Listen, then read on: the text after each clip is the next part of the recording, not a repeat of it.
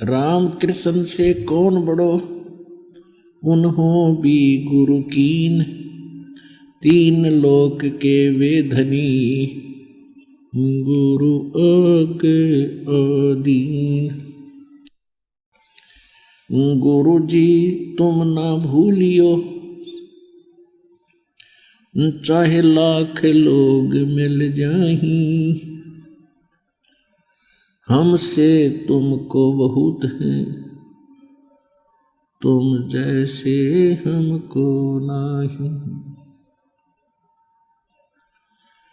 तुमरे विसारे क्या बने, मैं किसकी शरण में जाऊं, शिव ब्रंच मुनि नारदा, तिनके हृदय ना समाऊं। अब गुण किए तो बहुत किए, करत न मानी हार, बावे बंदा बख्श दियो, बावे गर्दन उतार। अब गुण मेरे बाप जी बख्शो गरीब निवाज, जो मैं पूत कुपूत हूँ, बहुर पिता को लाज। मैं अपराधी जन्म का, नक्सिक भरे विकार, तुम दाता दुख भंजना, मेरी करो संवार।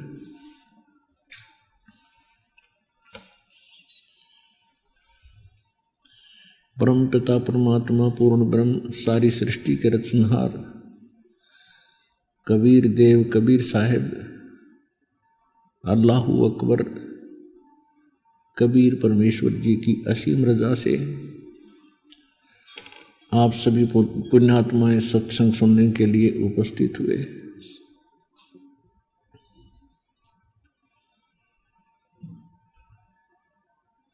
जिन प्राणियों के बहुत ही पिछले संस्कार पुण्य होते हैं, भक्ति कर्म जिनके अत्यधिक होते हैं, उनके अंदर ही ये प्रेरणा उत्पन्न होती है परमात्मा पाने की। चाहे कोई कितना ही धनी है, चाहे कोई कितना निर्धन है, चाहे कोई कितनी ही अच्छी पोस्ट पर बैठा है, कभी ना कभी उसकी आत्मा अवश्य परमात्मा की तरफ खिंचती है, आकर्षित होती है। वो उनका दुर्भाग्य है कि उनको सत्संग नहीं मिल पाता, और जिसके अभाव से वो स्वयं ही कोई छोटी मोटी अध्यात्म क्रियाएं करके उसमें संतुष्ट रहते हैं। और जिन पुण्यात्माओं के ज़्यादा शुभ संस्कार बहुत अधिक हैं, ज़्यादा हैं, उनको कोई ना कोई कारण बनाता है परमात्मा उनको अपनी शरण में लेने के लिए। अब यहाँ पर दास देख रहा है कि लगभग 90% श्रद्धालु जो उपदेशी हो रहे हैं वो कर्मों के सताए हुए हैं। जैसा कि सत्संग में बहुत बार आपको बताया जाता है कि जब तक हमारे पुण्य हमारे साथ रहते हैं तब तक हम चाहे कोई भक्ति करें या ना करें, और चाहे कितने ही गलत कार्य करें, हम फिर भी सुखी नजर आते हैं। उनको संतान भी होती है, संपत्ति भी प्राप्त होती है, उनके कार्य भी अच्छे तरह चल रहे होते हैं, और वो भक्ति भी नहीं कर रहे होते हैं, क्योंकि उनके पिछले पुण्य किसी जन्म के इतने अधिक हैं कि वो उनको खूब खर्च रहे हैं, खराब कर रहे हैं, और फिर भी वो समाप्त नहीं हो पा रहे। और जब तक वो समाप्त नहीं होंगे तो परमात्मा का विधान है, जैसे कर्म करेगा वो फल उसको अवश्य मिलेंगे, चाहे बुरे कर रखे हैं चाहे अच्छे कर रखे हैं। जब तक हम परमेश्वर कबीर जी की शरण में नहीं आते, जब तक हम उस पाप नाशक बंदी छोड़ कबीर परमेश्वर की शरण में नहीं आते, तब तक हम दोनों ही कर्मों को भोगते हैं, और तब तक हमारे दोनों अकाउंट ओपन रहते हैं, शुभ भी और अशुभ भी, पुण्य वाले भी और पाप वाले भी। तो जिस लोक में हम रह रहे हैं यहाँ पर पुण्य तो बहुत ही कम बन पाते हैं, और पाप ऑटोमेटिकली दिन रात होते रहते हैं, क्योंकि ये अक्षेत्र ऐसा है, ये लोक ऐसा है। यहाँ पर पाप तो बिना करे भी होंगे और पुण्य करने से ही बनेंगे। अब जैसे किसी जमीन में किसान खेती यानी फसल उपजाना चाहता है, तो उसके लिए उसने कितनी मेहनत, परिश्रम और धन व्यय करना पड़ता है। शारीरिक परिश्रम भी करता है, हल से उसको जोतता है, संवारता है खेत को, फिर फसल बीज यानी बीज डालता है, उसको बोता है, तो वो बीज भी पैसा खर्च होता है, संवारने में भी मेहनत मजदूरी या कोई ट्रैक्टर वगैरह से करवाते हैं, उसके पैसे लगते हैं, व्यय होता है धन, और फिर उसमें सिंचाई करनी होती है, खाद डालना होता है, उसकी रक्षा करनी होती है, उसमें भी धन व्यय होता है, और फिर उसको काट के निकालने के लिए भी धन व्यय होता है। तब जाकर के उसको फसल प्राप्त होती है जो जीवन दाता है। और उसी जमीन को कुछ ना करो, हाथ भी ना लाओ, और उसमें फिर भी ऑटोमेटिकली इतना अड़ंगा कुबाड़ खरपतवार उग जाएगा, वह जमीन दिखाई नहीं दे, और वो किससे काम का नहीं, न डांगर वैसे पशु वैसे खावे, मानस के काम का नहीं।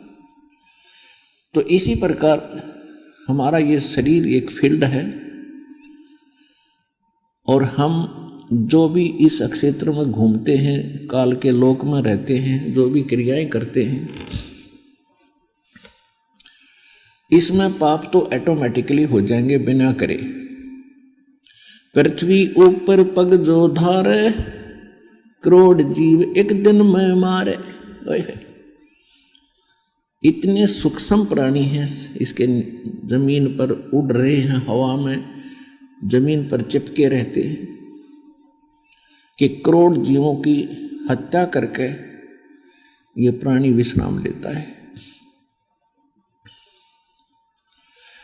70 ब्राह्मण की है हत्या, जो चौका तुम देवो नेता। रोज पोछा लगाते हो, चूल्हा चौका चलाते हो, उससे पहले लीपते हो, आजकल तो पोछा लगाया जाता है, उसमें 70 ब्राह्मण जैसी हत्या हो जाती है। अब ब्राह्मण को क्यों साथ लिया इस वाणी में? क्योंकि हमारे धर्मगुरु ये कहा करते थे कि एक ब्राह्मण माने भक्त की हत्या कर दी जाए तो करोड़ भी मंत्र जाप कर ले तो भी वो हत्या का पाप कटे नहीं। तो परमात्मा बता रहे हैं कि तुम जो साधना आप कर रहे हो वो साधना पाप नाशक है ही नहीं, चाहे लाख करोड़ के चाहे अरब मंत्र जाप कर लियो। और तुम जैसे आप प्रतिदिन पोछा लगाते हो तो उसमें भी तुम्हारे कितने पाप लग जाते हैं। एक चूल्हे के स्थान पर चूल्हा चौका जो देते थे उस स्थान को लिपा करते थे डेली स्वच्छ बनाने के लिए। कहते हैं इतने से पोर्शन में 70 ब्राह्मण की है हत्या, जो चौका तुम देव नेता। और जिस सरोवर तालाब में तुम स्नान करने जाते हो तीर्थ समझकर या वैसे भी स्नान करते हो, ब्राह्मण शेष हत्या जो हुई 1000 ब्राह्मणों की हत्या होती है, जल स्नान करत हो सो। उसमें ना जाने कितने सूक्ष्म जीव रगड़ रगड़ कर तुम मार डालते हो। हरि बाथी पृथ्वी के रंगा, अनंत कोट जीव उड़े विहंगा।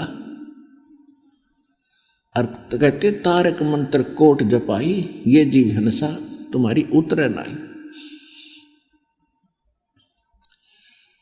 अपने आत्माओं आपको शंका ना हो जाए कि ये तो फिर हम भी कर रहे हैं और हमें भी ये पाप प्रतिदिन लग रहे हैं। हाँ, ऐसा ही है। जब तक हम गुरु की शरण में नहीं आते तब तक हमारे दोनों अकाउंट ओपन होते हैं। और हमारे ऊपर एक और विशेष कानून लागू है। जैसे किसी ने ड्राइविंग लाइसेंस बनवा रखा है, चालक प्रमाण पत्र, और वो भी रोड पर गाड़ी चला रहा है ड्राइवर, उससे यदि कोई इत्तेफाक से दुर्घटना हो जाती है और किसी व्यक्ति की जान चली जाती है, तो सबसे पहले जांच अधिकारी क्या करेगा, उसका लाइसेंस चेक करेगा कि ये चालक है भी कि नहीं, इसने जानबूझकर तो नहीं ठोक दी, अनजान हो ये। जब उसके पास चालक प्रमाण पत्र मिल जाएगा तो 90% वो व्यक्ति बरी हो जाता है कि ये अनजान नहीं है, दुर्घटना का कारण अन्य हो सकता है। वैसे तो 100% ही बरी हो जाता है वो। और जिसके पास चालक प्रमाण पत्र है नहीं और या है तो डुप्लीकेट है, तो उससे यदि ऐसी कोई दुर्घटना हो जाती है तो सीधा जेल जाता है, वो सीधा दंडित होता है। ठीक इसी प्रकार जब तक हम गुरु की शरण में नहीं आते, गुरु जी एक दीक्षा देते हैं, वो चालक प्रमाण पत्र आपका समझो। चालक प्रमाण पत्र उसको दिया जाता है, उसको पहले ट्रेंड किया जाता है, उसकी ट्राई ली जाती है, तब अधिकारी साइन करके देता है कि ये बिल्कुल ओके आदमी है, गाड़ी ठीक चला लेता है, ये जानबूझकर यानी ये दुर्घटना नहीं कर सकता, ड्राइवर बढ़िया हो गया। तो इसी प्रकार आप जी को पहले वो नियम पढ़ाए जाते हैं जो इस राम नाम की गाड़ी में को लेकर आप चलोगे शरीर को। उस सफर में आप किसी से दुर्घटना ना कर दे, जानबूझकर ना करो, तो वो सब नियम बताए जाते हैं, फाउल पॉइंट बताए जाते हैं, तब आपको दीक्षा दी जाती है। उसके पश्चात यदि फिर भी कोई दुर्घटना यानी कोई जीव हिंसा होती है तो फिर आपको उनका पाप नहीं लगेगा। जैसे हाली खेत में हल जोतता है, एक हलाई होती है 30-40 फुट चौड़ी और 200 फुट लंबा अक्षेत्र, एक एकड़ का 200 फुट लंबा 30-40 फुट चौड़ा। उसको हल जोतने के लिए हाली अपना एक स्थान बनाता है कि इसको पूरा करके फिर नेक्स्ट शेष किले को, एकड़ को, उसके बाद ऐसे बढ़ता जाता है। उसमें कुछ पोर्शन सेलेक्ट करता है, उसको ऐसे बाता चारों तरफ से घुमा कर हल को, ऐसे ट्रैक्टर वाले भी करते हैं। एक हलाई यानी 20-30 फुट बाई 200 फुट में जो हल से प्रयत्न करता है हाली, कहते हैं 1000 कसाइयों जितना पाप उसको लगता है। एक हलाई और सेंसर कसाई, अब ये पाप उसको होता है। फिर उसको पुण्य भी होता है, क्योंकि जब वो फसल पकती है उसमें से दाने अपने आप जमीन पर गिरते हैं, उसको चींटी, पशु, पक्षी और खाते हैं, तृप्त होते हैं। तो जब तक हम परमात्मा की शरण में नहीं आते और हम लाइसेंस नहीं बनवाते, यानी संत से दीक्षा नहीं लेते अधिकारी से, तब तक हमें दोनों ही अकाउंट, दोनों ही हमारे संग जो कर्म हैं, पुण्य और पाप, दोनों संग्रहित होते चले जाएंगे। हालांकि वो 1000 कसाइयों जितना पाप एक हलाई में ऋषि से तो सैकड़ों हलाई दिन में यानी वो करता है, तो वो सारे पाप कर्म में लिख दिए और फिर उसकी फसल को खाकर जिन पशु पक्षियों ने दुआ दी वो पुण्य में आ गए ऑटोमेटिकली। जब हम परमात्मा की शरण में आ जाते हैं फिर वो पाप हमारा नहीं लगेंगे जो हल जोतने में पहले लगते थे।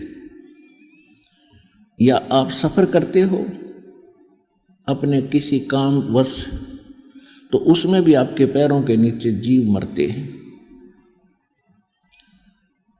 और जिस समय आप परमात्मा की शरण में आ जाते हो फिर वो पाप आपके बैड अकाउंट में नहीं लिखे जाएंगे, क्योंकि परमात्मा का एक विधान है कि वो कुछ ऐसे कर्म हैं जो आपको करने ही पड़ेंगे। जैसे आप पोछा लगाते हो घर पे और वहाँ चींटी आ गई है या कोई अन्य जीव जंतु है, तो आपने उनको मारना उद्देश्य नहीं है, वो आपका अक्षेत्र है, आपको अलाउड है। और उसमें कोई अन्य व्यक्ति, कोई भी वस्तु आती है, कोई जीव आता है, तो वो नाजायज आया है वहाँ पर। क्योंकि जब हम परमात्मा की शरण में आ जाएंगे उस समय परमात्मा आपका वकील, एडवोकेट का भी काम करेगा और फिर आपको इन पापों से बाईपास करेगा। फिर परमात्मा के पास एक और पावर है, जब ही सतनाम हृदय धरो और भयो पाप को नाश, जैसे चिंगारी अग्नि की वाई पड़े पुराने घासे। अब जैसे अब तो ये तो प्रोटेक्शन हो गया वर्तमान का, दीक्षा लेने के बाद का। आपके असंख्य जन्मों के इतने पाप इकट्ठे हुए पड़े हैं कि आप पर असंख्य युगों तक भी भोग के पूरे नहीं हो सकते, समाप्त नहीं हो सकते। क्योंकि जब तक हम परमेश्वर कबीर जी की शरण में नहीं आते, परम अक्षर ब्रह्म की शरण में नहीं आते हैं, परम संत के माध्यम से, नकली कबीर पंथियों से भी दीक्षा लेने से कोई लाभ नहीं होगा। वो डुप्लीकेट लाइसेंस बनाते हैं, दीक्षा देते हैं। तो तब तक, तो उससे पहले के हमारे असंख्य जन्मों के वो संग्रहित पाप इकट्ठे हुए पड़ रखे हैं और वो कभी भी आपसे पूर्ण नहीं हो सकते, जिस कारण से 84 लाख प्रकार की योनियों यानी प्राणियों के शरीरों में भी आप उनको भोग लेते हो तो भी शेष रह जाते हैं। उनको वो भी समाप्त करने जब हमने सतलोक चलना है तो पापी आत्मा सतलोक नहीं जा सकती, पाप रहित होकर ही हम वहां जाएंगे। उसके लिए परमात्मा ने बताया कि जो तुम्हारे संग्रहित असंख्य जन्मों के ढेर पड़े हैं, उसके लिए ये सच्चा नाम, यथार्थ भक्ति विधि आपको परम संत से मिलेगी। उसके बाद जब आप भक्ति करोगे, जब ही सतनाम हृदय धरो भयो पाप को नाश, जैसे चिंगारी अग्नि की बाई पड़े पुराने घास। ये पुराना घास जो है आपके संचित कर्म, पाप कर्म है, और 1000 टन सूखा घास पड़ा हो तो वो कितने क्षेत्र को कवर कर रखा है 1000 टन घास ने। और फिर उसमें एक माचिस की सीख लगा दी, तिल्ली जला के, वह सारे ने फूक कर राख बना देगी और फिर चलेगी तेज हवा, उस राख को कहीं की कहीं पटक मारेगी, वो फील्ड क्लियर हो गया। जैसे सूरज के आगे बदरा ऐसे कर्म छयारे, प्रेम की पवन कर चित मंजन झलके तेज नयारे। जैसे सूरज के आगे बादल छा जाते हैं, तो सूर्य का प्रॉपर प्रकाश, वो वास्तविक प्रकाश हम प्राप्त नहीं कर पा रहे। और एक तेज हवा चलती है, बादलों को तितर बितर कर देती है, आसमान साफ हो जाता है, तब सूर्य का प्रकाश हम सीधा देख रहे होते हैं। ऐसे ही कहते, जैसे सूरज के आगे बदरा ऐसे कर्म छयारे, जैसे सूर्य के सामने बादल आ जाते हैं, इस प्रकार परमात्मा और आत्मा के बीच में ये पाप कर्मों के बादल छाए हुए हैं। और प्रेम की पवन, प्रेम की हवा चलेगी और करे चितमंजन, फिर झलके तेज नयारे। जब आप इस भक्ति पर लगोगे, जितने आपके पाप खत्म होते चले जाएंगे, जितनी अधिक भक्ति करोगे, जितना अधिक धर्म करोगे, उतनी ही आत्मा साफ होती रहेगी, पाप नाश होते रहेंगे। और जब पाप नाश हो जाएंगे, परमात्मा की जरा सी भी चर्चा कभी चलेगी, कोई भी परमात्मा की कथा हम सुनेंगे, आंखों से ऑटोमेटिकली अश्रु धारा चल पड़ेगी, कलेजा भर भर के आवेगा। तो ये समझ लेना कि अब आपकी वो प्रेम की पवन चल पड़ी और उससे भी पाप नाश होते हैं। कहते, नाचे गाए किन्हें ना मिलिया, जिन मिलिया तिन रोए। और नाचे गाए भगवान मिला, फिर कौन दुआगन होए। तो इसलिए परमात्मा के पाने के लिए गुरु की एक बहुत विशेष आवश्यकता है। आप सुन रहे थे जगत गुरु तत्वदर्शी संत रामपाल जी महाराज जी के मंगल प्रवचन। अधिक जानकारी के लिए विजिट कीजिए हमारी वेबसाइट www.jagatgururampalji.org। संत रामपाल जी महाराज जी के शुभ आशीर्वाद से पूरे विश्व भर में 500 से भी ज्यादा नाम दीक्षा केंद्र हैं, जिन पर संत रामपाल जी महाराज जी द्वारा ऑनलाइन निःशुल्क नाम दीक्षा दी जा रही है। अपने नजदीकी नाम दीक्षा केंद्र का पता करने के लिए संपर्क करें 8222880541।